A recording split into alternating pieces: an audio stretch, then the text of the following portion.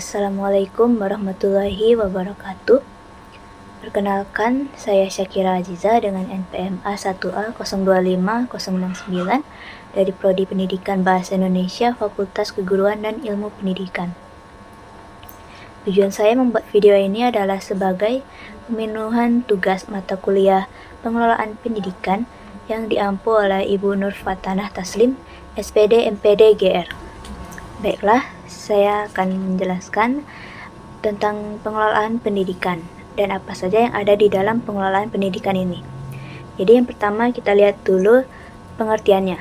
Jadi pengelolaan pendidikan ini adalah proses mengarahkan, mengordinasikan, dan mengoptimalkan sumber daya pendidikan seperti manusia, dana, sarana, waktu, dan informasi agar penyelenggaraan pendidikan berjalan efektif dan efisien serta menghasilkan mutu layanan pendidikan yang lebih baik.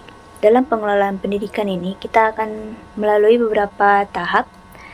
Yang pertama ada perencanaan, lalu pengorganisasian, pelaksanaan, pengawasan, dan evaluasi. Dalam pengelolaan pendidikan ini memiliki beberapa ruang lingkup.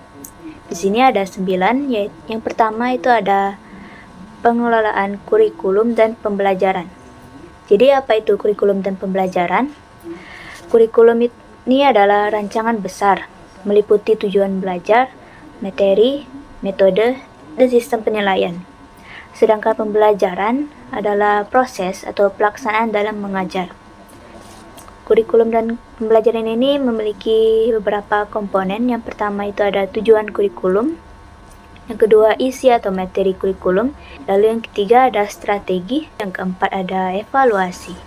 Lalu kita lanjut ke ruang lingkup yang kedua, yaitu ada pengelolaan pendidik dan tenaga kependidikan.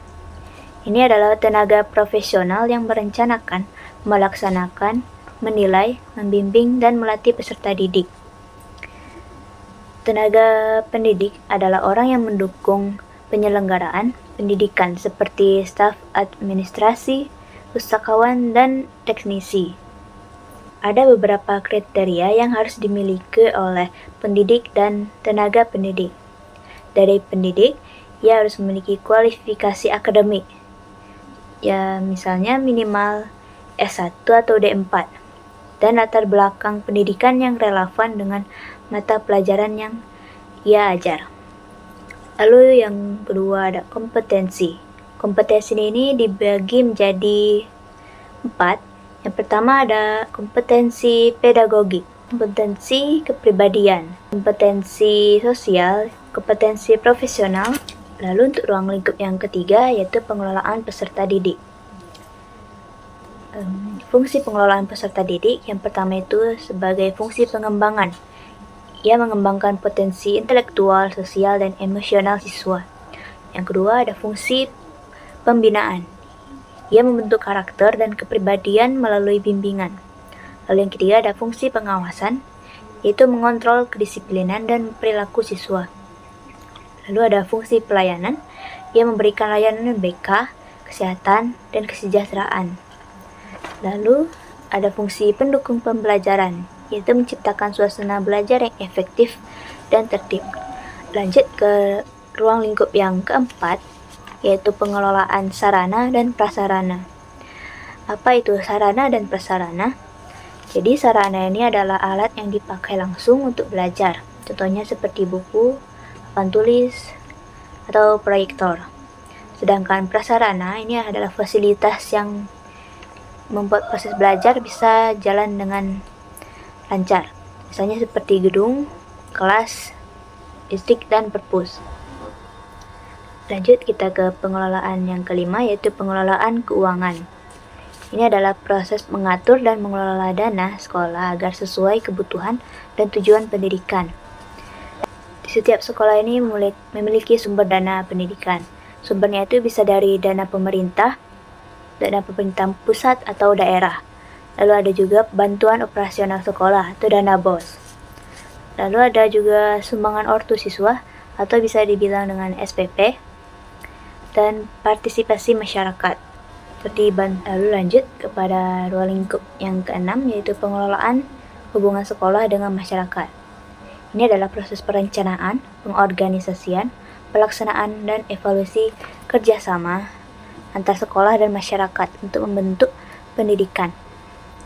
Hubungan sekolah dengan masyarakat dapat dilakukan melalui bentuk kegiatan yang melibatkan partisipasi kedua belah pihak. Misalnya, pertemuan rutin dengan orang tua siswa untuk menyampaikan perkembangan belajar dan program sekolah, serta pembentukan komite sekolah sebagai jembatan antara sekolah dan masyarakat. Hubungan ini harus direncanakan dengan secara sistematis, menggunakan komunikasi dua arah, dilakukan secara berkelanjutan, serta melibatkan masyarakat dalam pengambilan keputusan. Evaluasi juga perlu dilakukan untuk meningkatkan kualitas kerjasama.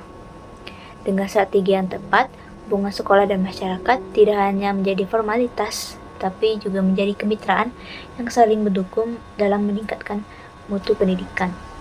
Lanjut, kita ke ruang lingkup yang ketujuh, yaitu pengelolaan mutu pendidikan.